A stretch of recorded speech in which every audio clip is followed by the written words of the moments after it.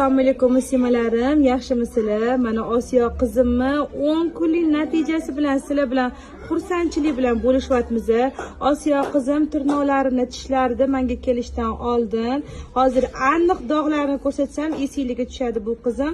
Tirnoqlari mana o'sib, oylari yetyaptilar. Umuman tirnoqlarini tishlamay qo'ydi. Go'shti chiqib ketgan edi deyaptilar. Mana etlari yopishib. Mana hozir bu yerda tirnoqlari o'sib, Osiyo qizimni mana bu yerda quloqlarini orqasida qatmoq bo'lib yotgan edi. Mana hozir shu qazg'olari boshlariga ham ketib, shunaqa zo'r natija bo'lgan. Mana bu yerdagi boshlariga ham mana ketgan. Mana ko'rasizlar, top-toza teri, mashalloh. Bolamni qarang, qo'llarida, buyoqlarida qora dog'larni ko'rsatib o'tuvdim. Mana bu qora dog'lari ham ketib, buyoq qo'ltig'ida ozginagina yarasi bor edi. Bu kattagina edi. Hozir mana bu yuqini o'zi mana